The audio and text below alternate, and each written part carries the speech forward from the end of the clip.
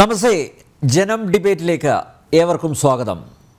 മുഖ്യമന്ത്രിയുടെ മകൾ വീണയുടെ IT കമ്പനിയായ എക്സാലോജിക്കിനോട് SFIO ആവശ്യപ്പെടുന്ന രേഖകളെല്ലാം നൽകാൻ കർണാടക ഹൈക്കോടതിയുടെ നിർദ്ദേശം.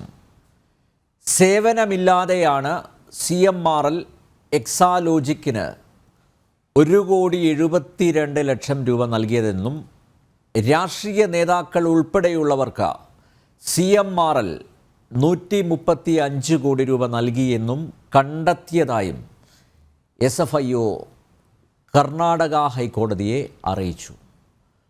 മുഖ്യമന്ത്രിയുടെയും മകളുടെയും ധർമ്മസങ്കടത്തിന് അറുതിയാകുന്നില്ല.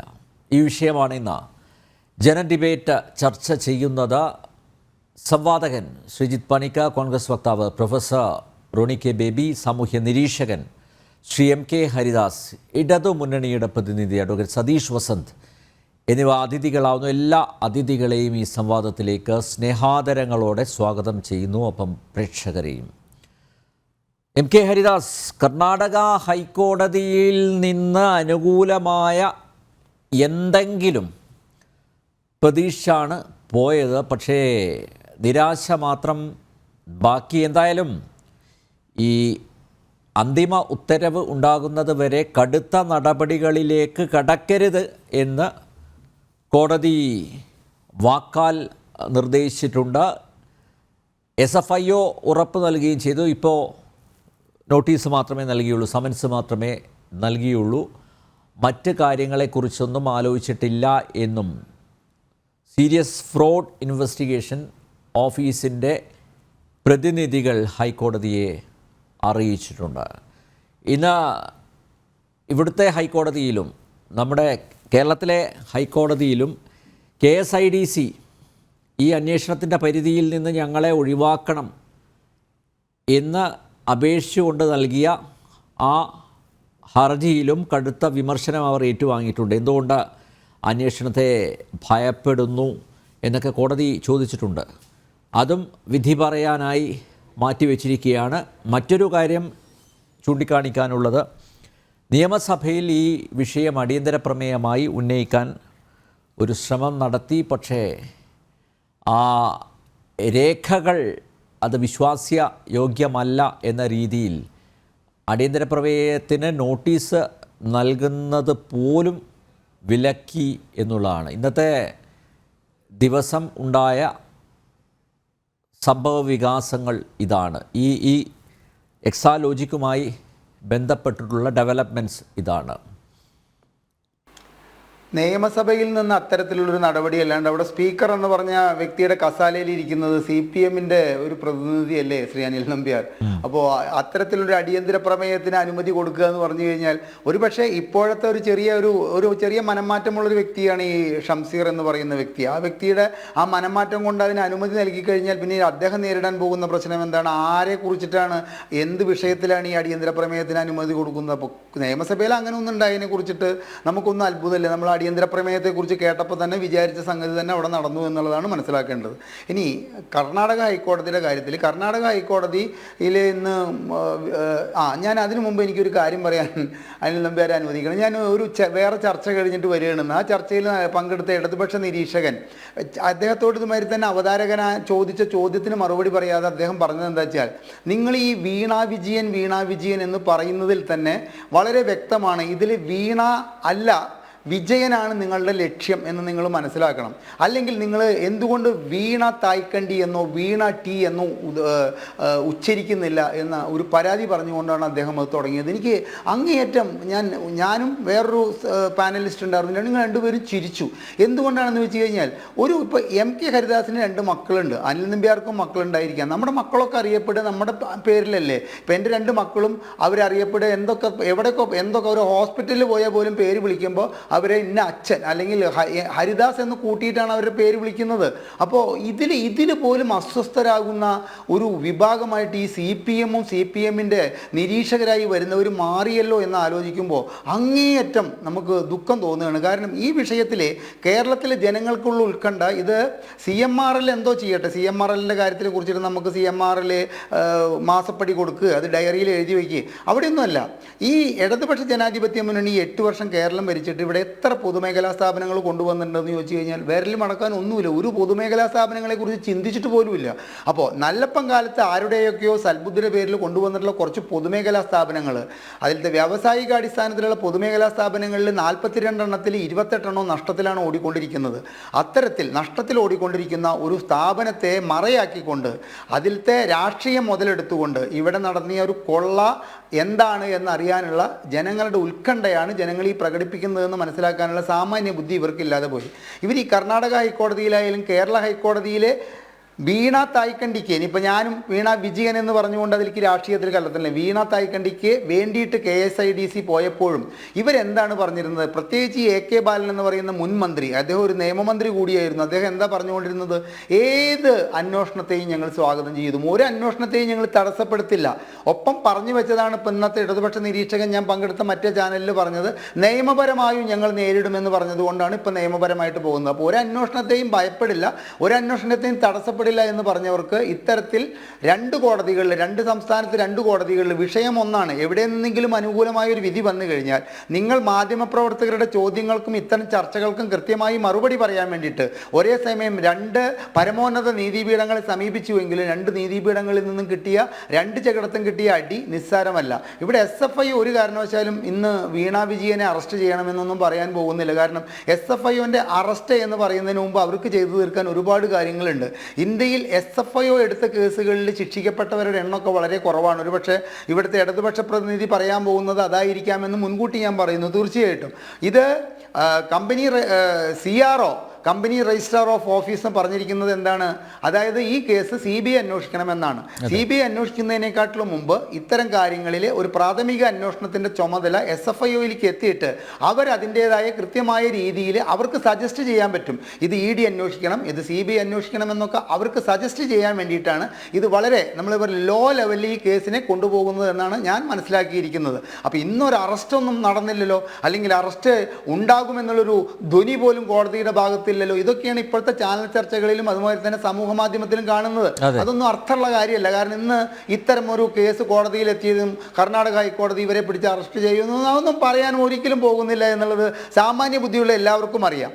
പക്ഷേ ഇതിനെ പൂർണ്ണമായിട്ടും പറയുന്നത് എന്താ? തൃശ്ശൂർ സുരേഷ് ഗോപിക്ക് വിജയിക്കാൻ വേണ്ടിയിട്ടുള്ള ഒരു കെണി ഒരുക്കലാണ് ഈ കേസ് ഇപ്പോൾ കുത്തിപ്പൊങ്ങിയിട്ടുള്ളത്. 4 മാസം കഴിഞ്ഞാൽ ഈ കേസിൻ്റെ അതായത് മെയ് ജൂണോടുകൂടി ഈ കേസിൻ്റെ എല്ലാ കാര്യങ്ങളും കഴിയും. കാരണം ഇതിന് ആവശ്യമായ തെളിവുകളില്ല.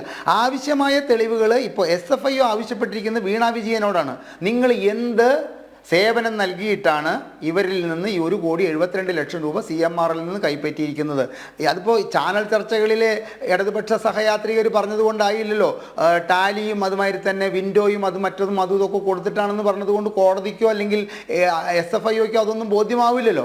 അപ്പോൾ അത്തരം ഒരു സാഹചര്യത്തിൽ വീണ വിജയനാണ് തെളിവുകൾ കൊടുക്കേണ്ടി വരിക. ഇപ്പോൾ നമ്മളിൽ നിന്നൊക്കെ മറച്ചു വെച്ച കൃത്യമായിട്ട് പറഞ്ഞ ശ്രീ അനിൽ നമ്പ്യാർ ചെരങ്ങ് നുള്ളി സമുദ്രമാക്കുക എന്ന് എൻ്റെ നാട്ടിന് പുറത്തൊരു ചൊല്ലുണ്ട്. അതായത് നിസ്സാരമായൊരു പ്രശ്നം നിങ്ങൾ വലതുപക്ഷ മാധ്യമങ്ങൾക്കൊന്നും കൊടുക്കണ്ട, കൈരളിക്കോ അല്ലെങ്കിൽ ദേശാഭിമാനിക്കോ ഇവർ ആ എഗ്രിമെന്റിലത്തെ ആ ഒരു ക്ലോസ് എടുത്തിട്ട് കൊടുക്കട്ടെ.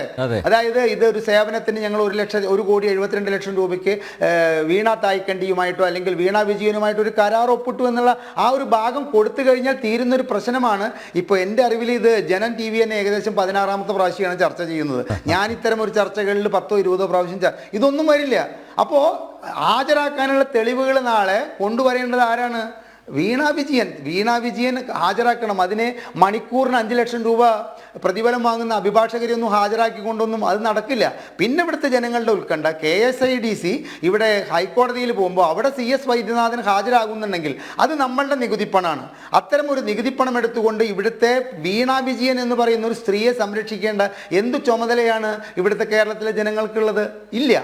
പിന്നെ അടുത്തത് ഒരു കാര്യം അനിൽ നമ്പ്യാർ മനസ്സിലാക്കുക, അതായത് ഒരു ഇത്തരത്തിലുള്ളൊരു ഫ്രോഡിൽ കുടുങ്ങിയിട്ട് തുടങ്ങിയിട്ടുള്ള ഒരു ആരോപണത്തിനെതിരായിട്ട് രണ്ട് കൈകളും പൊക്കി പിടിച്ചുകൊണ്ട് നമ്മുടെ നിയമസഭയിൽ പറയുകയാണ് ഒരു മുഖ്യമന്ത്രി, ഈ കൈകൾ ശുദ്ധമാണ്, ഈ കൈകളിൽ യാതൊരു കറയുമില്ല എന്ന് പറഞ്ഞതുകൊണ്ട് തീരുന്നൊരു പ്രശ്നമല്ല. കാരണം ഇത് ചെയ്തിരിക്കുന്നത് എം.കെ. ഹരിദാസിൻ്റെ ഭാര്യയോ എം.കെ. ഹരിദാസിൻ്റെ മകളോ അല്ല. ഒരു സംസ്ഥാനം ഭരിക്കുന്ന ഒരു മന്ത്രിയുടെ ഭാര്യയാണ്, ഒരു മുഖ്യമന്ത്രിയുടെ മകളാണ്. അപ്പം അതിന് കൃത്യമായ ക്ലാരിറ്റി വരുത്തേണ്ടത് മുഖ്യമന്ത്രിയാണ്. നമ്മുടെ മറ്റേ ടൂറിസം വകുപ്പ് മന്ത്രിയായ റിയാസാണ്. അതുപോലെ തന്നെ ഇവർക്ക് വേണ്ടി ഇപ്പോൾ വാദിക്കുന്ന പാർട്ടിയാണ് അതിന് കൃത്യമായ വിശദീകരണം നൽകേണ്ടത്. ആ വിശദീകരണം കൃത്യമായി നൽകാത്തതിൻ്റെ പേരിൽ അനുഭവിക്കുന്ന ഇത്തരം ഒരു ശ്വാസമുട്ടിനെ ഇത്തരത്തിലുള്ള ക്യാപ്സ്യൂളുകൾ മതിയാവില്ല. ഇനി ഇതൊരു ഓപ്പറേഷൻ കൊണ്ട് മാത്രം മാറുന്ന അസുഖമാണ്. ചെറിയൊരു ഗുളിക കഴിച്ചാൽ മാറ്റാവുന്ന അസുഖത്തെ ക്യാപ്സ്യൂളും തീർന്നു. ഇപ്പോൾ അത് ഓപ്പറേഷനിലേക്ക് എത്തി നിൽക്കേണ്ട അവസ്ഥയുണ്ടാക്കിയിരിക്കുന്നത് ഇവർ തന്നെയാണ്. ഞാൻ എൻ്റെ അഭിപ്രായമായിട്ടല്ല ശ്രീ അനിൽ നമ്പ്യാർ, സമൂഹ മാധ്യമത്തിലൊക്കെ കാണുന്ന കുറച്ച് കമൻറ്റുകൾ കേൾക്കണം. കമ്മ്യൂണിസം ഒരു മനോരോഗമാണ്, ഞങ്ങൾ ഒഴികെ മറ്റെല്ലാവർക്കും ഭ്രാന്താണ് എന്നൊരവസ്ഥയാണ് അവരുടെ മനോധർമ്മം എന്നുള്ളതാണ് ഒരു ഇത് വായിച്ചത്. എനിക്ക് അത്ഭുതം തോന്നി. കാരണം ഇന്നും എൻ്റെ മനസ്സിലൊക്കെ ഒരു ഇടതുപക്ഷധാരനുള്ളൊരു വ്യക്തിയാണ് ഞാനൊക്കെ.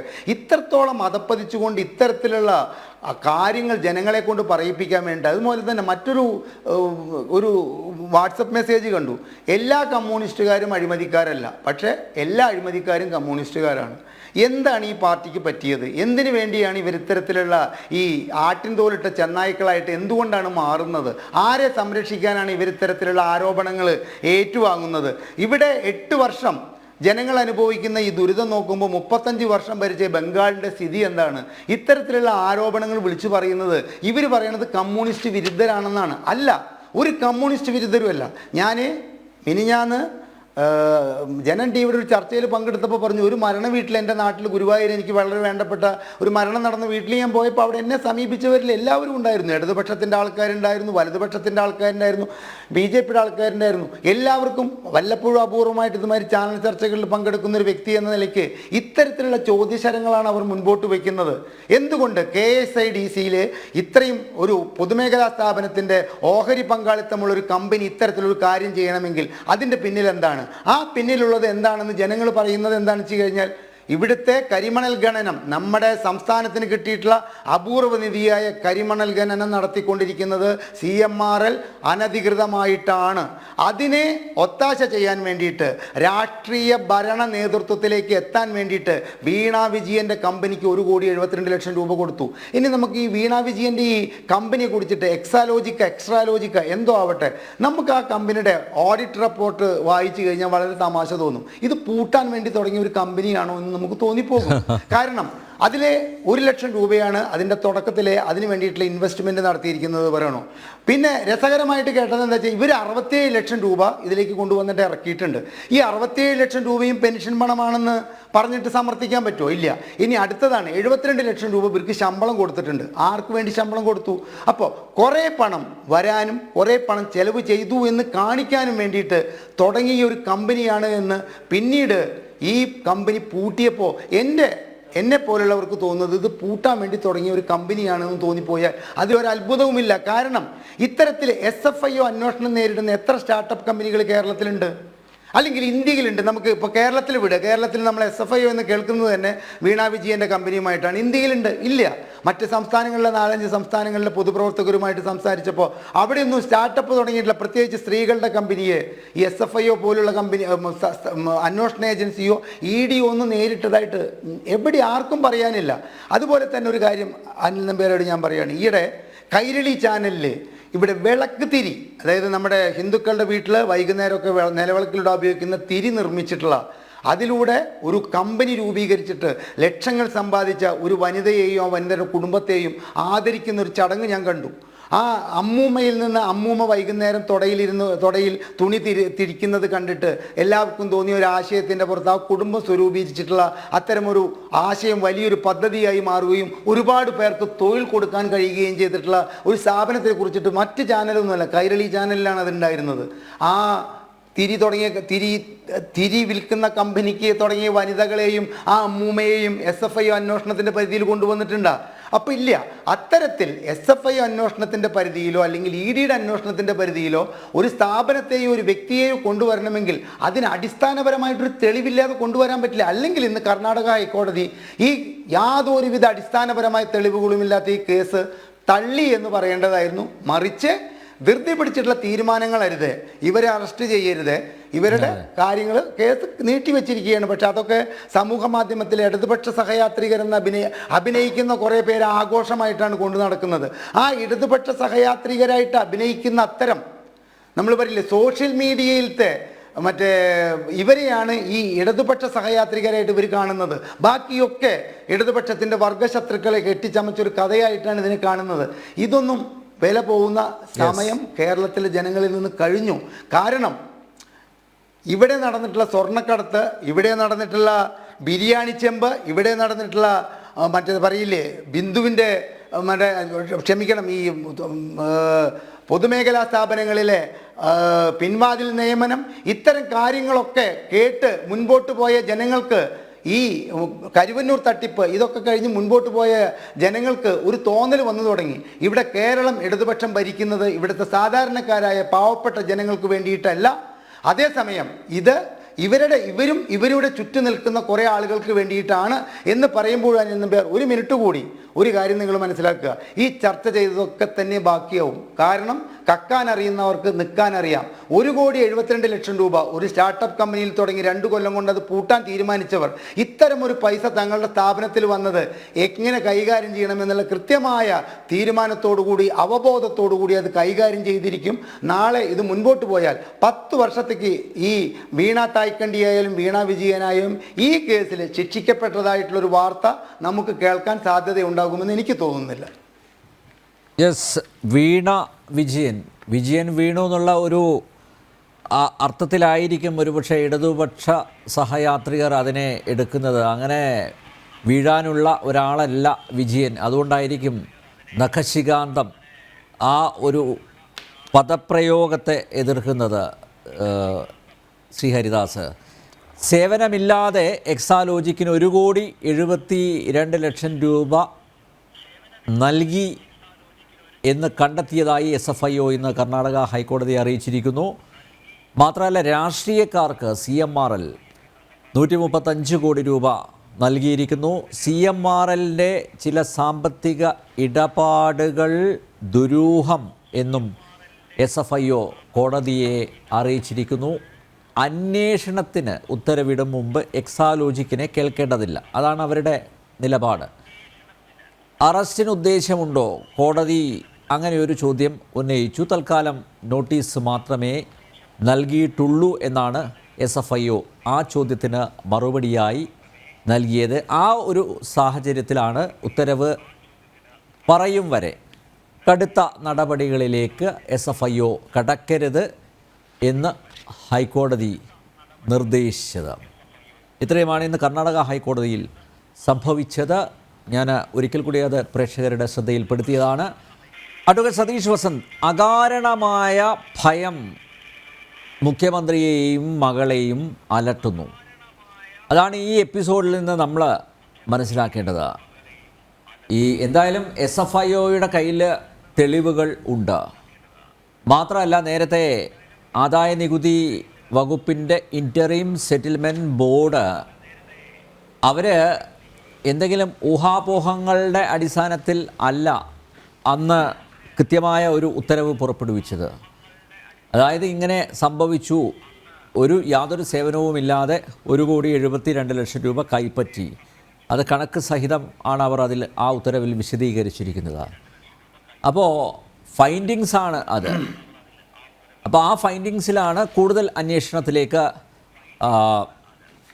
നേരത്തെ കർണാടകത്തിലെ ഈ നമ്മുടെ രജിസ്ട്രാർ ഓഫ് കമ്പനീസ് അവരും അതുപോലെ കേന്ദ്ര കോർപ്പറേറ്റ് അഫയേഴ്സ് മന്ത്രാലയത്തിൻ്റെ അന്വേഷണം നടക്കുന്നുണ്ട്.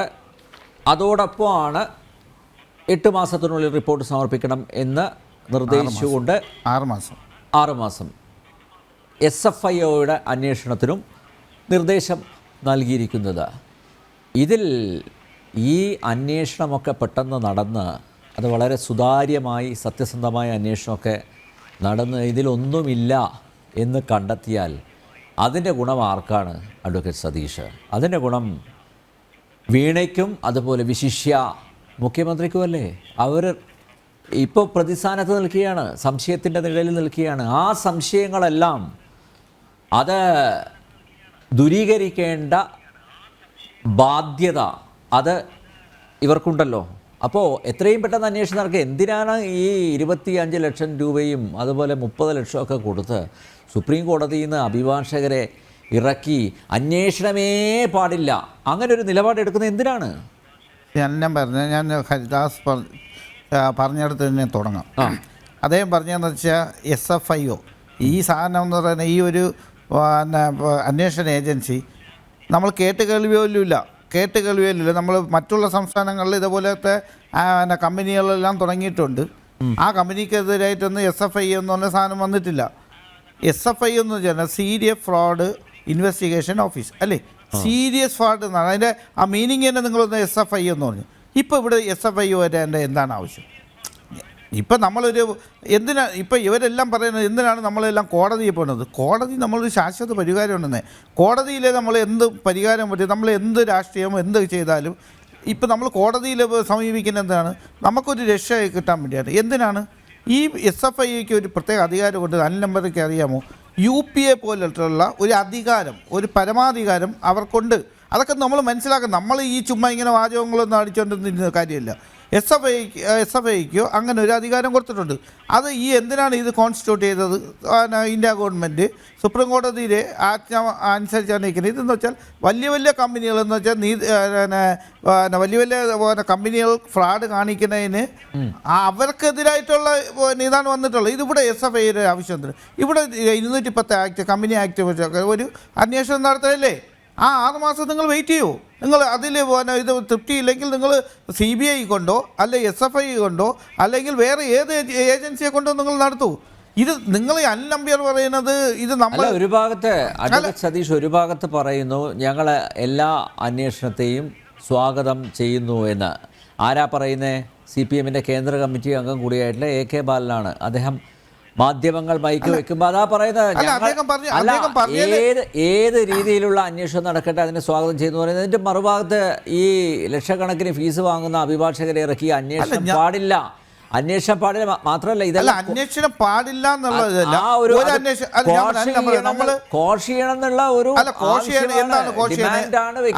കോഷയെന്ന് വെച്ചാൽ ഒരു ഏജൻസി നമ്മൾ അന്വേഷിക്കുന്നത് 210 കമ്പനി ആക്ട് പ്രകാരം ഒരു ഏജൻസി അന്വേഷിക്കുന്നു. അത് 6 മാസത്തിനകത്ത് അതിൻ്റെ റിപ്പോർട്ട് കൊടുക്കാൻ പറയുന്നു. അതിനടുത്ത് 212 എന്നുള്ള ഒരു ആക്ട് കമ്പനി ആക്ട് അനുസരിച്ച് വീണ്ടും ഒരു ഏജൻസി വന്ന് ഇത് ചെയ്യുന്നു. ഒരേ കേസിൽ 2 കമ്പനി അഡ്വക്കേറ്റ് സതീഷ് നടക്കട്ടെ. അല്ല അതെങ്ങനെ നടക്കുന്നത്? അതൊക്കെ എങ്ങനെ നടക്കുന്നത്? നമ്മളൊരു അതെങ്ങനെ നടക്കുന്നത്? അനിൽ നമ്പ്യാറിനെതിരായിട്ട് അങ്ങനെ ഒരു ഇത് വന്നാൽ അനിൽ ഉണ്ടായിരിക്കും. അല്ല എവിടെ കോടതി സമീപിക്കുന്നത്? സ്വാഭാവികമല്ല. ഇപ്പൊ EDയുടെ അന്വേഷണം നടക്കുന്നുണ്ട്, CBIയുടെ അന്വേഷണം നടക്കുന്നുണ്ട്. പിന്നെ മറ്റൊരു കാര്യം താങ്കൾ പറഞ്ഞു, സീരിയസ് ഫ്രോഡ്, സീരിയസ് അല്ല അതിൻ്റെ അപ്പുറത്തുള്ള ഫ്രോഡ് കാണിച്ചിട്ടുണ്ടെങ്കിൽ മാത്രം ഭയപ്പെട്ട പോരെ? അല്ല ഞാൻ പറയട്ടെ, അതായത് ഇപ്പൊ നോക്കൂ ലോക്സഭാ തെരഞ്ഞെടുപ്പൊക്കെ ആസന്നമായിരിക്കുകയാണ്. അതിനു മുമ്പ് ഈ ഞങ്ങളെയൊക്കെ സംശയത്തിന്റെ നിഴലിൽ നിർത്തിയിരിക്കല്ലേ. ഇതാ ഈ അന്വേഷണം എത്രയും പെട്ടെന്ന് നടത്തി അത് റിപ്പോർട്ട് കൊടുക്കണം, തെരഞ്ഞെടുപ്പിന് മുമ്പ് റിപ്പോർട്ട് കൊടുക്കണം എന്നുള്ള ഒരു ആവശ്യമല്ലേ മുന്നോട്ട് വെക്കുന്നത്? മടിയിൽ കനവില്ലാത്തവർ. അപ്പം സാധാരണക്കാരെന്താ ചിന്തിക്കുന്നത്? അല്ലല്ല ഞാൻ ഈ ഏജൻസിയൊക്കെ ആരാണ് നിയന്ത്രിക്കുന്നത്? നിങ്ങൾ പറയാം. അല്ല പറഞ്ഞാൽ അതിന് മനസ്സിലാവില്ല. കാര്യം എന്ന് പറയുമ്പോൾ അല്ല ഒരു വിഭാഗത്തിൻ്റെ ഇതിൽ നിൽക്കുകയാണ്. കാര്യം ഈ ഏജൻസി എല്ലാം എവിടെയാണ്?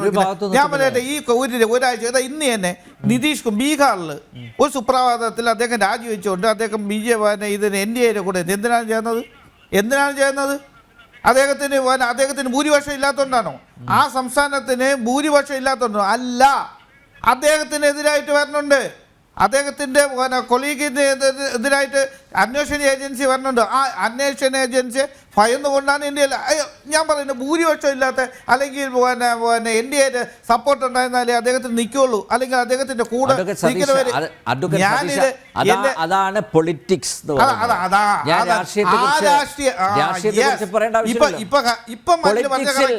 ഈ പൊളിറ്റിക്സിനെയാണ് നമ്മൾ എതിർക്കുന്നേ. അന്വേഷണ ഏജൻസിയൊന്നല്ല നമ്മൾ എതിർക്കുന്നത്. അതും ഇതും തമ്മിൽ കൂട്ടിക്കൊടുക്കേണ്ട രാഷ്ട്രീയത്തിൽ അസംഭവ്യമായിട്ടുള്ളതെല്ലാം സംഭവിക്കും. അല്ല ഞാൻ പറയട്ടെ, ഇതെല്ലാം രാഷ്ട്രീയം തന്നെ. ഇപ്പം 3 ദിവസത്തിന് മുമ്പത്തേക്ക് കേരളത്തിലെ മന്ത്രിമാര് LDFന്റെ എല്ലാ ആൾക്കാരും കൂടി കേരളത്തിന് അവിടെ നിന്നപ്പോ കേജ്രിവാൾ പറഞ്ഞ ഒരു ഇത് മനസ്സിലാക്കും. ഡൽഹി മുഖ്യമന്ത്രി അദ്ദേഹം പറഞ്ഞതെന്നല്ല, ഞാൻ ചെയ്ത തെറ്റാണ്. അദ്ദേഹം എന്താണ് അവിടെ ചെയ്തത്? അവിടെ ചെയ്ത തെറ്റാണ്. ഇതേപോലെയാണ് ഓടി ഒളിക്കുകയാണ്. അല്ല ഓടി അദ്ദേഹത്തിന് ED എത്ര തവണ നോട്ടീസ് സമൻസ്. ഞാൻ ഒരു കാര്യം, നിങ്ങൾക്ക് ചുമ്മാ ആവശ്യമില്ലാതെ ഓരോ EDകൾ തന്ന ഒരു മുഖ്യമന്ത്രിക്കെതിരായിട്ട് ഇത് വരുമ്പോൾ എന്താണ് സംഭവം എന്ന് പറയും. അല്ല പറയൂ, അവിടെ എന്താണ് സംഭവിച്ചത് പറയും. അവിടെ ആ മദ്യ ആ ഡീലിലുള്ള അഴിമതിയാണല്ലോ. അതിനാണല്ലോ മറ്റേയാൾ കിടക്കുന്നത്. ഒരു വർഷം എല്ലാരും നമുക്ക്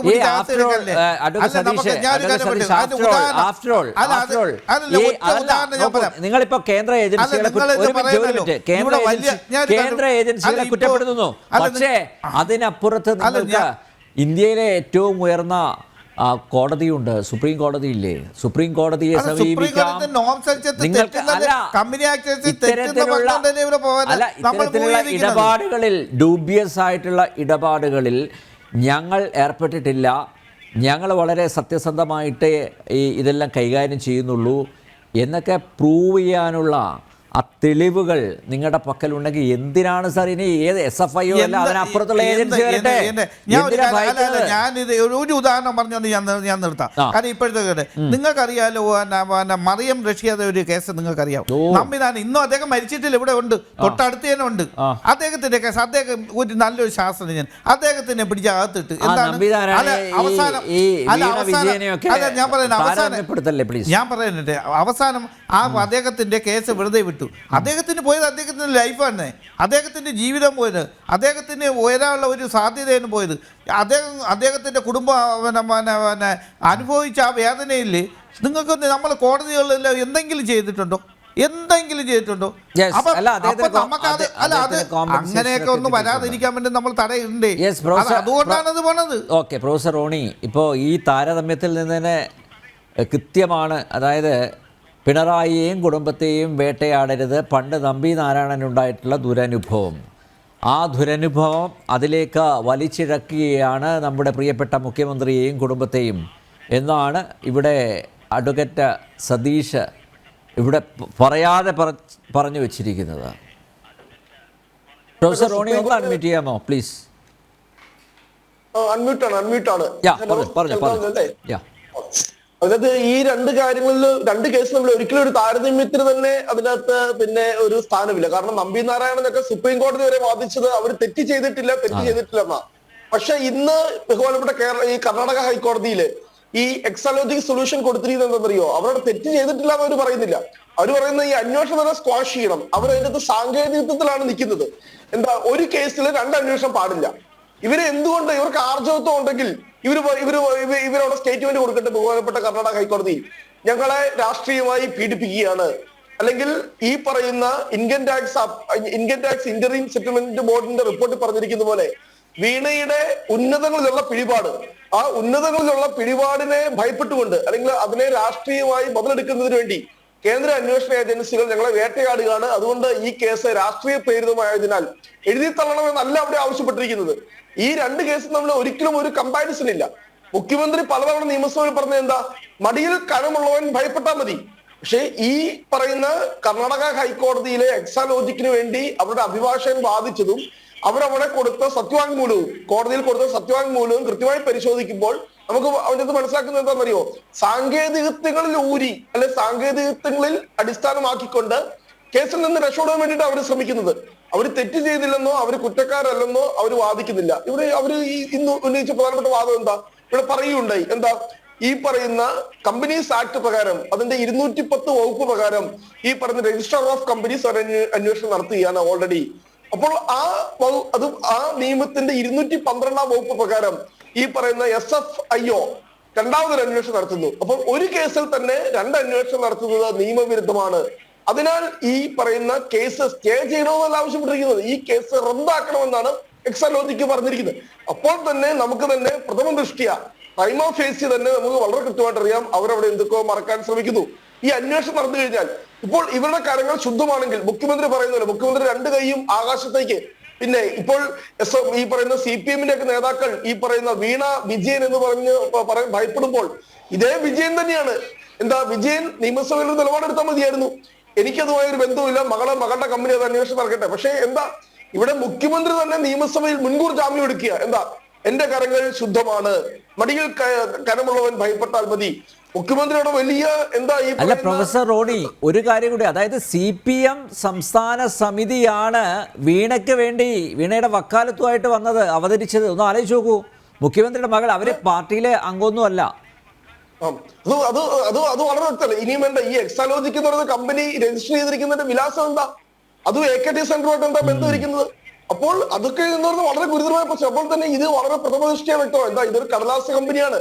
അന്വേഷണം പോയി കഴിഞ്ഞാൽ ഞാൻ പറഞ്ഞത് ഇതൊരു വളരെ അവർ ഉന്നയിച്ചിരിക്കുന്ന ഇഷ്യൂ അത് എന്ന് പറയുന്നത് ടെക്നിക്കലി അത് വളരെ സീരിയസ് ആയിട്ടുള്ള ഇഷ്യൂ. കാരണം ഒരു കേസിൽ സുപ്രീം കോടതിയിൽ തന്നെ പിന്നെ വിധികൾ വന്നിട്ടുണ്ട്, ഒരു കേസിൽ തന്നെ 2 അന്വേഷണം സാധ്യമാണോ ഇല്ല എന്നുള്ളത്. അതുകൊണ്ടാണല്ലോ ബഹുമാനപ്പെട്ട ജഡ്ജി അത് വിധി പറയാൻ വേണ്ടി മാറ്റിവെച്ചിരിക്കുന്നത്. അപ്പോൾ അവര് സാങ്കേതികത്വത്തില് ഊന്നി രക്ഷപ്പെടാൻ വേണ്ടിയിട്ട് ശ്രമിക്കുക. ഇവിടെ അത് തന്നെയാണ് ഈ പറയുന്ന KSIDCക്ക് ഇന്ന് കേരള ഹൈക്കോടതിയിലും കിട്ടി തിരിച്ചടി. കേരള ഹൈക്കോടതി മുഖം അടച്ചാണ് അടി കൊടുത്തിരിക്കുന്നത്. കേരള ഹൈക്കോടതി ചോദിച്ച ചോദ്യം എന്താണെന്നറിയോ? KSIDC പറയുന്നു ഞങ്ങളെ സംശയത്തിന്റെ നിഴലിൽ നിർത്തിയാണ്, ഞങ്ങൾ വളരെ സദുദ്ദേശപരമായി സമൂഹത്തിൽ വലിയ അഭിപ്രായമുള്ള കമ്പനിയാണ്, പക്ഷെ അന്വേഷണത്തിന്റെ മറവിൽ നിന്നുകൊണ്ട് ഞങ്ങളെ ചെളിവാരി തേക്കുകൊണ്ട് ശ്രമിക്കുക. ഇപ്പോൾ ഹൈക്കോടതി ചോദിച്ച ചോദ്യം, ബഹുമാനപ്പെട്ട കേരള ഹൈക്കോടതി KSIDCയോട് ചോദിച്ച ചോദ്യം ഈ വീണ തൈക്കണ്ടയിലെ കേസിലും പ്രസക്തമാണ്. എന്താണെന്നറിയോ? സത്യസന്ധവും സുതാര്യവുമായ അന്വേഷണം നടത്തി നിങ്ങളുടെ കാര്യങ്ങൾ ശുദ്ധമാണ്, നിങ്ങൾ ഇതിന്റെ അകത്ത് തെറ്റ് ചെയ്തിട്ടില്ല എന്ന് ബോധ്യപ്പെടുത്തുന്നതല്ലേ സമൂഹത്തിന് മുമ്പിൽ നിങ്ങളുടെ മാന്യതയ്ക്ക് നല്ലത്? അതല്ലേ സത്യം? അന്വേഷണത്തിൽ നിന്നും ഒളിച്ചോടുന്നതാണോ അതോ സത്യസന്ധമായ അന്വേഷണം നടത്തി ഞങ്ങളുടെ കാര്യങ്ങൾ ശുദ്ധമാണ്, ഞങ്ങൾ തെറ്റ് ചെയ്തിട്ടില്ല എന്ന് ബോധ്യപ്പെടുത്തുന്നതാണോ? ഇവര് ഈ പറയുന്ന അല്ലെങ്കിൽ CP ഇന്ന് വീണ വിജയന് വേണ്ടി വീണ തൈക്കണ്ടത്തിന് വേണ്ടി വക്കാലത്തെടുത്തിരിക്കുന്ന CPM ആണല്ലോ. CPM ഈ വീണ വിജയനെ രക്ഷിക്കാൻ വേണ്ടി ശ്രമിക്കുന്നതിന്റെ ഒരു 1000-ലൊന്ന് അംശം ഇത് ഈ കേസ് സത്യസന്ധമായി അന്വേഷിക്കട്ടെ എന്തുകൊണ്ട് ഇവർക്ക് നിലപാടെടുത്തുകൂടാ? ഇനി കേന്ദ്ര ഏജൻസികൾ ഈ വീണ തൈക്കണ്ടത്തിനെ രാഷ്ട്രീയ പ്രേരിതമായി കേസിൽ പെടുത്തുകയാണെങ്കിൽ ഇവിടെ മേൽക്കോടതികളുണ്ടല്ലോ, തെളിവില്ലാത്ത കേസാണെങ്കിൽ ഇവർക്ക് സുപ്രീം കോടതിയിൽ പോയി ഊരിപ്പോരാമല്ലോ. അതിനു പകരം ഇവര് വളരെ കൃത്യമായി തന്നെ ഇപ്പോൾ ഇന്നത്തെ ഇവരുടെ ഈ സ്റ്റേറ്റ്മെന്റ് അല്ലെ ബഹുമാനപ്പെട്ട കർണാടക ഹൈക്കോടതിയിൽ എക്സാലോജിക് എന്ന് പറയുന്ന കമ്പനി, ആ കമ്പനി എന്ന് പറയുന്നത് വീണ വിജയൻ, കാരണം ആ കമ്പനിക്ക് ഒരൊറ്റ ഡയറക്ടറേ ഉള്ളൂ. എക്സാലോജിക് സൊല്യൂഷൻ എന്ന് പറയുന്ന കമ്പനിക്ക് ഒരൊറ്റ ഡയറക്ടറേ ഉള്ളൂ. അല്ല നമുക്കറിയാം സാധാരണ ഒരു കമ്പനി ആണെങ്കിൽ 8-10 ഡയറക്ടർമാരെങ്കിലും കാണും. ഇവിടെ മുഖ്യമന്ത്രിയുടെ ഭാര്യയുടെ പെൻഷൻ തുക കൊണ്ട് ഞാൻ ഒരു കോളേജ് അധ്യാപന, ഒരിക്കലും ഞാൻ റിട്ടയർ ആയി കഴിഞ്ഞാൽ ഇതിന്റെ 4/1 പോലും എനിക്ക് പെൻഷൻ കിട്ടത്തില്ല. ഇവിടെ 67 ലക്ഷം 70 ലക്ഷം രൂപയാണ് വീണ വിജയന്റെ അമ്മയായിട്ടുള്ള UP സ്കൂൾ അധ്യാപിക കേട്ടോ, എന്നെ പഠിപ്പിച്ചതാ. 5 മുതൽ 7 വരെ എന്നെ പഠിപ്പിച്ച ടീച്ചറാ. അപ്പൊ ഒരു കാരണവശാലും ഇപ്പൊ പെൻഷനും ഗ്രാറ്റുവിറ്റി എല്ലാം കൂടെ കൂട്ടിയാലും ഒരിക്കലും ആ തുക കിട്ടത്തില്ല. ഇനി അത്രയും തുക മകൾക്ക് കൊടുത്ത് സഹായിച്ച അമ്മ ഈ കമ്പനിയിലെ ഡയറക്ടർ ബോർഡിലില്ല. അമ്മ ഇത്രയും കാശ് മകൾക്ക് വേണ്ടി, ഇത്രയും രൂപ മകൾക്ക് വേണ്ടി ഇൻവെസ്റ്റ് ചെയ്തെങ്കിൽ സ്വാഭാവികമായിട്ടും അമ്മ കൂടി ഈ കമ്പനിയുടെ ഡയറക്ടർ ബോർഡിൽ പറഞ്ഞു. ഇതൊന്നുമില്ല, ആകെപ്പാടെ മകൾ മാത്രമേ ഉള്ളൂ, വീണ തൈക്കണ്ടയിൽ മാത്രമേ ഉള്ളൂ ഈ കമ്പനിയുടെ ഏക ഡയറക്ടർ എന്ന് പറയുന്നത്. അപ്പോൾ ഇവിടെ ഈ കമ്പനി മീൻസ് വീണ തൈക്കണ്ടയിൽ. അപ്പോൾ വീണ തൈക്കണ്ടയിൽ ഇന്ന് ഹൈക്കോടതിയിൽ പറഞ്ഞിരിക്കുന്ന ആ ഡിഫൻസ് എന്ന് പറയുന്നത് വളരെ പ്രഥമ ദൃഷ്ടിയ തന്നെ അവര് ഈ കേസിൽ കുറ്റം ചെയ്തിട്ടുണ്ടെന്നും അവർക്ക് മറച്ചു വെക്കാനുണ്ടെന്നും മൂടി വെക്കാനുണ്ടെന്നും അവർ അന്വേഷണത്തെ ഭയപ്പെടുന്നെന്നും ഈ സാങ്കേതികത്വം പറഞ്ഞുകൊണ്ട് ഈ അന്വേഷണം എങ്ങനെ അട്ടിമറിക്കാമെന്ന് ഗവേഷണം നടത്തുകയാണ് എന്നുകൂടി വളരെ കൃത്യമായി തന്നെ ഇവിടെ രേഖപ്പെടുത്തേണ്ടതുണ്ട്. പക്ഷെ നമുക്ക് ഒരു കാര്യം വളരെ വളരെ വ്യക്തമാണ്, ഈ രണ്ട് ഹൈക്കോടതി വിധിയും സംശയത്തിന് ഒരു ലെവലേശം പോലും ഇല്ലാതെ ഈ അഴിമതിയിലേക്ക്, ഈ ഉന്നയിക്കപ്പെടുന്ന ആരോപണങ്ങളിലേക്ക് കൃത്യമായി തന്നെ ഈ രണ്ട് ബഹുമാനപ്പെട്ട ഹൈക്കോടതികൾക്കും, കേരള ഹൈക്കോടതിക്കും കർണാടക ഹൈക്കോടതിക്കും പ്രൈമ ഫേസിയ പ്രഥമ ദൃഷ്ട്യാ തന്നെ ഈ കേസിൽ, അതുകൊണ്ടാണല്ലോ ഇന്ന് ഈ പറയുന്ന ഈ SFIയോടല്ല ആവശ്യപ്പെട്ടിരിക്കുന്നത്, എന്താ ഈ രേഖകൾ ഈ പറയുന്ന വീണ വിജയന് നൽകുവാൻ വേണ്ടി SFIയോടല്ല ആവശ്യപ്പെട്ടിരിക്കുന്നത്, മറിച്ച് എക്സാലോജിക്കിനോട്. നമ്മൾ കാര്യങ്ങൾ മനസ്സിലാക്കേണ്ടതുണ്ട്. ഈ കേസില് ഈ എക്സാലോജിക്ക ആവശ്യപ്പെട്ട ഒരു കാര്യം, ഈ കേസുമായി ബന്ധപ്പെട്ട വിശദാംശങ്ങൾ SFIയോട് ഞങ്ങൾക്ക് നൽകണം, ഈ കമ്പനിക്ക് നൽകണം എന്നാണ് ആവശ്യപ്പെട്ടിരുന്നത്. പക്ഷേ ആ ആവശ്യം കോടതി അംഗീകരിച്ചില്ല എന്ന് മാത്രമല്ല, ഈ എക്സാലോജിക് സൊല്യൂഷൻ എന്ന് പറയുന്ന കമ്പനി ഈ കേസുമായി ബന്ധപ്പെട്ട മുഴുവൻ വിവരങ്ങളും എത്രയും പെട്ടെന്ന് തന്നെ SFIക്ക് നൽകണമെന്നാണ് തിരിച്ചാണ് ബഹുമാനപ്പെട്ട കോടതി പറഞ്ഞിരിക്കുന്നത്. അപ്പോൾ വളരെ കൃത്യമാണ്, കോടതി അത് പ്രഥമ ദൃഷ്ടിയെ ബോധ്യപ്പെട്ടിരിക്കുകയാണ്. ഇവർ ഈ കേസ് മൂടി വെക്കാൻ വേണ്ടി ശ്രമിക്കുകയാണ്, സാങ്കേതികത്വം പറഞ്ഞുകൊണ്ട് ഈ കേസ് അട്ടിമറിക്കാൻ വേണ്ടിയാണ് എക്സാലോജിക്ക ശ്രമിക്കുന്നത്. അതുകൊണ്ടാണ് അടിയന്തരമായി തന്നെ ഈ കേസുമായി ബന്ധപ്പെട്ട മുഴുവൻ വിശദാംശങ്ങളും മുഴുവൻ രേഖകളും SFIക്ക് കൈമാറണമെന്ന് ബഹുമാനപ്പെട്ട കർണാടക ഹൈക്കോടതി പറഞ്ഞിരിക്കുന്നു. അല്ല പ്രൊഫസർ റോണി, നേരത്തെ ഈ വീണ തൈക്കണ്ടിയിലിൻ്റെ പരാതി പരിദേവൻ എന്തായിരുന്നു? എന്നെ കേട്ടില്ല. ആദായ നികുതി വകുപ്പ് ഇൻ്ററിം സെറ്റിൽമെൻറ്റ് ബോർഡ് വിധി പുറപ്പെടുവിച്ച സമയത്ത് ഇവർ പറഞ്ഞ എന്താ? ഞങ്ങളെ കേട്ടില്ല എന്നുള്ളതാണ്. ഇപ്പോൾ ഇതാ ഒരു അന്വേഷണത്തിൻ്റെ ഭാഗമായി നിങ്ങൾക്ക് പറയാനുള്ളതൊക്കെ പറയൂ, നോട്ടീസ് കൊടുക്കുന്നു. അവിടെ പോയി പറയേണ്ടതിന് പകരം നേരെ കോടതിയിൽ പോയി ഈ അന്വേഷണം തന്നെ റദ്ദാക്കണം എന്ന് പറയുമ്പോൾ ഈ അരിയാഹാരം കഴിക്കുന്ന ആർക്കും മനസ്സിലാകും ഇവർക്ക് എന്തൊക്കെയോ ഒളിച്ചു വെക്കാനുണ്ട്, ഇവർ തെറ്റ് ചെയ്തിട്ടുണ്ട്. അത് മാത്രമല്ല, ഈ SFIO കോടതിയെ ബോധിപ്പിച്ച എന്താണ്? ഇതിൽ കൃത്യമായിട്ട് ഈ 1,72,00,000 രൂപ വാങ്ങിയത് ഒരു സേവനമില്ലാതെയാണ്. ആ ഫൈൻഡിങ് അവരവിടെ അവതരിപ്പിച്ചിരിക്കുന്നു. മാത്രമല്ല, ഈ CMRLൻ്റെ ഇടപാടുകൾ ദുരൂഹമാണ്, അതും അവർ കൃത്യമായി കോടതിയെ ബോധ്യപ്പെടുത്തിയിരിക്കുന്നു. അതിൻ്റെ അടിസ്ഥാനത്തിലാണല്ലോ ഒരു അന്വേഷണത്തിലൂടെ ഇതൊക്കെ പുറത്ത് വരട്ടെ. ഇവരുടെ ഇടപാട് സുതാര്യമായിരുന്നെങ്കിൽ അന്വേഷണത്തെ എന്തിനു ഭയക്കുന്നു? ഇപ്പം കേരള ഹൈക്കോടതിയിൽ KSIDCയോട് ചോദിച്ചതും അതാണ്, ശ്രീ ജസ്റ്റിസ് ദേവൻ രാമേന്ദ്രൻ ചോദിച്ചത് അതാണ്. നിങ്ങൾ അന്വേഷണം വിശ്വാസ്യതയെ ബാധിക്കും എന്നാണ് KSIDC പറഞ്ഞിരിക്കുന്നത്. ദൈനംദിന ഇടപാടുകളിൽ CMRLൻ്റെ ദൈനംദിന ഇടപാടുകളിൽ ബന്ധമില്ല, ഈ അന്വേഷണം സ്ഥാപനത്തിൻ്റെ സൽപ്പേരിന് കളങ്കം വരുത്തും. ഇങ്ങനെയുള്ള മുട്ട ന്യായങ്ങളാണ് ഇവർ പറഞ്ഞിരിക്കുന്നത്. അന്വേഷണത്തിൽ നിന്നും രക്ഷപ്പെടാൻ അല്ലെങ്കിൽ അന്വേഷണത്തിൻ്റെ പരിധിയിൽ വരാതിരിക്കാൻ ഇവർ കോടതിയിൽ അവതരിപ്പിച്ച വാദങ്ങൾ വളരെ ദുർബലമാണ്. അപ്പോൾ ഇവർ ആത്യന്തികമായി ഭയക്കുന്നു. കാരണം വലിയൊരു കൊള്ള നടന്നിട്ടുണ്ട്. ആ കൊള്ളയുടെ വിശദാംശങ്ങൾ പൊതുസമൂഹത്തിലേക്ക് വരുമോ ഈ അന്വേഷണത്തിലൂടെ എന്ന ഭയം തന്നെയല്ലേ ഒരുപക്ഷെ ഇത്തരം ദുർബലമായ വാദങ്ങൾ ഉന്നയിക്കാൻ ഇവരെ പ്രേരിപ്പിക്കുന്നത്? തീർച്ചയായിട്ടും അനിൽ നമ്പ്യാർ, അത് തന്നെയാണ് കാരണം. ആ ഇൻകം ടാക്സ് ഇന്ററിം സെറ്റിൽമെന്റ് ബോർഡിന്റെ റിപ്പോർട്ട് വന്ന അന്ന് മുതൽ CPM അതിനകത്ത് വീണ തൈക്കണ്ടിയിലിനെ സംരക്ഷിക്കാൻ വേണ്ടി, വീണ തൈക്കണ്ടിയിലെ സ്റ്റേറ്റ്മെന്റുകളൊന്നും പുറത്തു വന്നില്ല, വീണ തൈക്കണ്ടിയിലിനെ സംരക്ഷിക്കാൻ വേണ്ടി ഏറ്റവും അധികം വാദവുമായി ഇറങ്ങിയത് സുപ്രീം കോടതി അഭിഭാഷകരെ പോലും തോൽപ്പിക്കുന്ന രീതിയിൽ AK ബാലൻ ഉൾപ്പെടെ ആകപ്പാടെ രണ്ടുപേരെ ഇതിനകത്ത് ഡിഫൻസുമായിട്ട് വന്നുള്ളൂ CPM-ന് വേണ്ടി. ഒന്ന് AK ബാലൻ, രണ്ട് CPM-ന്റെ സംസ്ഥാന സെക്രട്ടറി ഗോവിന്ദൻ മാസ്റ്റർ. ഏതൊക്കെ EP ജയരാജനെ പോലുള്ള ആളുകളൊന്നും ഇതിനുവേണ്ടി ഡിഫൻസുമായിട്ട് വന്നില്ല. അവർക്ക് നിയമം അറിയാത്തത് കൊണ്ടാണോ അതോ അവർക്ക് ഇതിന്റെ യഥാർത്ഥ വസ്തുതകൾ അറിയാവുന്നത് കൊണ്ടാണോ എന്താ നമുക്കറിയില്ല. സാധാരണഗതിയിൽ EP ജയരാജനൊക്കെയാണ് വലിയ നിയമജ്ഞരുടെ റോളൊക്കെ എടുത്തുകൊണ്ട് നേരത്തെയൊക്കെ പിണറായി വിജയനെയും ഇടതുപക്ഷ സർക്കാരിനെയൊക്കെ ഡിഫെൻഡ് ചെയ്യാൻ വന്നുകൊണ്ടിരുന്നത്. പക്ഷേ എന്തായാലും ഈ രണ്ടുപേര് മാത്രമാണ്, ഒന്ന് ഗോവിന്ദൻ മാസ്റ്ററും അതുപോലെ തന്നെ ബഹുമാനപ്പെട്ട ഈ പറയുന്ന AK ബാലൻ, ഈ രണ്ടുപേരാണ് വലിയ ഡിഫൻസുമായിട്ട് വന്നത്. പക്ഷെ ആദ്യം മുതൽ ഇവർ ഉയർത്തിയ ഡിഫൻസുകളെല്ലാം ഓരോ ദിവസം കഴിയുമ്പോഴും ഇവരുയർത്തിയ ഓരോ ഡിഫൻസുകളും തകർന്നു പോകുന്നതാണ് നമ്മൾ കണ്ടത്. ആദ്യം ഇവരെന്താണ് ഉയർത്തിയ ഡിഫൻസ്? CPM അതുപോലെ തന്നെ മുഖ്യമന്ത്രി നിയമസഭയിൽ ഉയർത്തിയ ഡിഫൻസ് ഇത് ഏകപക്ഷീയമാണ്, അല്ലെങ്കിൽ ഈ പറയുന്ന എക്സാലോജിക് എന്ന് പറയുന്ന കമ്പനിയുടെ ഭാഗം കേൾക്കാതെ ഏകപക്ഷീയമായിട്ടാണ് income tax interim settlement board ഈ റിപ്പോർട്ട് തയ്യാറാക്കിയത്. പക്ഷേ ഉടൻ തന്നെ കൃത്യമായി തന്നെ രജിസ്ട്രാർ ഓഫ് കമ്പനീസ്, ആ രജിസ്ട്രാർ ഓഫ് കമ്പനീസിന്റെ റിപ്പോർട്ടിൽ വളരെ കൃത്യമായി പറഞ്ഞിട്ടുണ്ട്, ഞങ്ങൾ പലതവണ ഈ പറയുന്ന വീണ വിജയന് അല്ലെ വീണ തൈക്കണ്ടയില് ഞങ്ങൾ നോട്ടീസ് നൽകിയതാണ്. പക്ഷെ അവർ മറുപടി നൽകിയില്ല. മറുപടി നൽകുന്നതിന് പകരം അവര് കമ്പനി അടച്ചുപൂട്ടി സ്ഥലം കാലിയാക്കുകയാണ് ചെയ്തത്. അപ്പോൾ തന്നെ നമുക്കറിയാലോ കള്ളത്തരമാണെന്നുള്ളത്. അവർക്ക് അവരുടെ ഭാഗം ന്യായീകരിക്കുവാൻ കൃത്യമായ തെളിവുകളുണ്ടെങ്കിൽ അവരെന്താ ചെയ്യേണ്ടത്? ഈ തെളിവുകൾ കൃത്യമായി തന്നെ ഹാജരാക്കി അവരുടെ ഡിഫൻസ്, അവരുടെ പ്രതിരോധം അവിടെ ബോധ്യപ്പെടുത്തുക ചെയ്യേണ്ടത്. പക്ഷെ പലതവണ നോട്ടീസ് അയച്ചിട്ടും അവര് ഒരു മറുപടിയും ഈ പറയുന്ന ഇൻകം ടാക്സ് ഇന്ററിം സെറ്റിൽമെന്റ് ബോർഡിന് നൽകിയില്ല. അതൊന്നാമത്തെ ഡിഫൻസ് അവിടെ പൊളിഞ്ഞു. രണ്ട്, ഇവർ പറഞ്ഞത് എന്താ? ഞങ്ങൾ കൃത്യമായി GST അടച്ചിട്ടുണ്ട്, ഞങ്ങൾ കൃത്യമായി GST അടച്ചിട്ടുണ്ട്. വെല്ലുവിളിച്ചു അവരോട്, നിങ്ങൾ GST അടച്ചിട്ടുണ്ടെങ്കിൽ, IGST അടച്ചിട്ടുണ്ടെങ്കിൽ അതുമായി ബന്ധപ്പെട്ട തെളിവുകൾ പുറത്തുവിടുക. പുതുപ്പള്ളി തെരഞ്ഞെടുപ്പിന്റെ 2 ദിവസം മുൻപേ AK ബാലൻ പറഞ്ഞു, ഞങ്ങൾ ഉടൻ തന്നെ 48 മണിക്കൂറിനകം ഞങ്ങൾ IGST അടച്ചതിന്റെ റെസിപ്റ്റ് ഞങ്ങൾ പുറത്തുവിടും. ഒരു റെസിപ്റ്റും പുറത്തുവിട്ടില്ല. അവിടെ രണ്ടാമത്തെ ഡിഫൻസ് പൊളിഞ്ഞു. മൂന്നാമത് ഇവര് ഉയർത്തിക്കൊണ്ടുവന്ന ഡിഫൻസ് എന്ന് പറയുന്നത്, ഇതുമായി ബന്ധപ്പെട്ട മുഴുവൻ ഓഡിറ്റ് റിപ്പോർട്ടുകളും ഞങ്ങൾ ഈ പറയുന്ന ഇന്ത്യൻ ടാക്സ് ഇന്ത്യൻ സെറ്റിൽമെന്റ് ബോർഡിന് നൽകിയെന്ന് പറഞ്ഞു. പക്ഷേ രജിസ്ട്രാർ ഓഫ് കമ്പനീസ് റിപ്പോർട്ട് കൃത്യമായി പറഞ്ഞിട്ടുണ്ട്, ഓഡിറ്റ് റിപ്പോർട്ട് നൽകിയിട്ടുണ്ട്, പക്ഷെ ഓഡിറ്റർ ഒപ്പിട്ടിട്ടില്ല. നമുക്കൊക്കെ അറിയാലോ, നമുക്കൊക്കെ സാമാന്യ ബോധമുള്ള, നമ്മളൊക്കെ അത്യാവശ്യം പ്രിയപ്പെട്ട ശ്രീ അനിൽ നമ്പ്യാരാണേലും ഈ ചർച്ചയിൽ പങ്കെടുക്കുന്നവരാണേലും നമുക്കൊക്കെ അത്യാവശ്യം നിയമപരമായ കാര്യങ്ങൾ അറിയാമല്ലോ.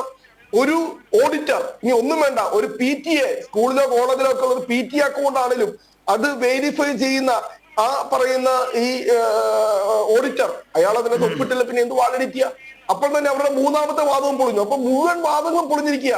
ആദ്യം പറഞ്ഞാൽ ഇവരുടെ വാദം കേൾക്കാതെയാണ് ഈ പറയുന്ന പ്രൊസീഡിങ്സുമായി മുന്നോട്ട് പോയെന്നുള്ള വാദം പൊളിഞ്ഞു. രണ്ട്, IGST അടച്ചിട്ടുണ്ട് എന്ന് പറഞ്ഞ വാദം പൊളിഞ്ഞു. മൂന്ന്, ഈ പറയുന്ന മുഴുവൻ റെക്കോർഡുകളും ഓഡിറ്റ് റിപ്പോർട്ടായിട്ട് നൽകിയിട്ടുണ്ട് എന്ന് പറയുന്ന വാദം പൊളിഞ്ഞു. മുഴുവൻ ഇവരുടെ വാദങ്ങൾ പൊളിഞ്ഞ് ഇപ്പോൾ എന്താ, പൊതുസമൂഹത്തിന് മുമ്പിൽ ഉടുതുണി നഷ്ടപ്പെട്ട നഗ്നരായി നിൽക്കുകയാണ്. കാരണം ഇന്നത്തെ ഈ പറയുന്ന അഫിഡവിറ്റും കൂടെ ഇവര് ഈ കർണാടക ഹൈക്കോടതിയിൽ നൽകിയ അഫിഡവിറ്റ്, ഇതൊക്കെ ഒരു കൂട്ടുകച്ചവടമല്ലേ? ഈ പറയുന്ന വീണ തൈക്കണ്ടയിലെ രക്ഷിക്കാൻ വേണ്ടി KSIDC 50 ലക്ഷം രൂപയാണ് നമ്മുടെ നികുതി പണം. എക്സാലോജിക്ക് എന്തുകൊണ്ടും ചെയ്തോട്ടെ, പക്ഷെ അവിടെ ധാർമ്മികമായ ബാധ്യതയുണ്ട്. മുഖ്യമന്ത്രിയുടെ മകളെ തന്നില്ലേ, അത് അവിടെ നിൽക്കട്ടെ. പക്ഷേ KSIDC പോലെയുള്ള പൊതുമേഖലാ സ്ഥാപനം എന്റെയും അനിൽ നമ്പ്യാരുടെയും ഒക്കെ നികുതി പണമാണ്. ഈ പറയുന്ന CS വൈദ്യനാഥൻ എന്ന് പറയുന്ന വക്കീൽ 2 ദിവസം വന്നപ്പോൾ 50 ലക്ഷം രൂപയാ. നമ്മൾ പറയുന്നത് 25 ലക്ഷം രൂപ എന്ന് പറയുന്നുള്ളൂ. 75 പ്രൊഫസർ റോണി ഇന്നത്തെ കൂടി അപ്പിയർ ചെയ്തപ്പോ 75 ലക്ഷമായി. 25 ഓരോ സിറ്റിംഗിന് 25. അതെ അതെ അതെ, നമ്മുടെ നികുതി പണം ഏതാ? നഷ്ടത്തിൽ ഓടുന്ന ഒരു പൊതുമേഖലാ സ്ഥാപനം എന്ന് ഓർക്കണം. നഷ്ടത്തിൽ ഓടുന്ന പൊതുമേഖലാ സ്ഥാപനം, ഇതിനൊക്കെ പൈസ ആര് കൊടുക്കും? അല്ല, 1,76 ലക്ഷം രൂപയ്ക്ക് 75 ലക്ഷം രൂപ ചെലവാക്കിയെന്നാണ് നമ്പരൊക്കെ പറയുന്നത്. ആണ് 25 എത്രയാ? 75 ലക്ഷം രൂപ. ഇനി അവിടെ മറ്റേ ബാംഗ്ലൂരു ഹൈക്കോടതിയിൽ ഹാജരായ കുൽക്കർണിയാണെന്ന് തോന്നുന്നു. ആ കുൽക്കർണിയും വൈദ്യനാഥനും തമ്മിൽ ബന്ധമുണ്ടോന്ന് അറിയില്ല. ഈ കുൽക്കർണിക്ക് ആരാണ് പൈസ കൊടുത്തതെന്ന് കൂടി അന്വേഷിക്കേണ്ടിയിരിക്കുന്നു. അനിൽ, അദ്ദേഹത്തിന് ഫീസ് 1 മണിക്കൂറിന് 5 ലക്ഷം രൂപയാണ്. കർണാടക ഹൈക്കോടതിയിൽ ഹാജരായ അഭിഭാഷകന് 1 മണിക്കൂറിനാണ് 5 ലക്ഷം രൂപ. ഇത് ഒരു ദിവസത്തേക്ക് 25, ഒരു സിറ്റിംഗിന് 25 ലക്ഷം രൂപ, മറ്റേത് 1 മണിക്കൂറിന് 5 ലക്ഷം രൂപ. ഇതിന്റെയൊക്കെ സോഴ്സുകൾ നമുക്ക് അന്വേഷിക്കണം. വീണ തൈക്കണ്ടയില് അതും ചിലപ്പോൾ ഈ പറയുന്ന അമ്മയുടെ ചിലപ്പോൾ പെൻഷൻ പണത്തിനായിരിക്കും ഇപ്പോൾ അത് കൊടുത്തിരിക്കുന്നത്. ഒരു ഉളുപ്പുമില്ലാതെ ഇങ്ങനെ കള്ളങ്ങൾ പടച്ച് വിടുകയാണ്. യെസ്, ശ്രീ ഹരിദാസ്, നമുക്ക് ഇന്ന് കേരള ഹൈക്കോടതിയിൽ KSIDC ഉന്നയിച്ച ചില വിചിത്രമായ വാദങ്ങൾ അതുകൂടി ഒന്ന് വിശദമായി പരിശോധിക്കേണ്ടതുണ്ട്. ഞാൻ ഇടവേളയ്ക്ക് ശേഷം താങ്കളിലേക്ക് വരാം.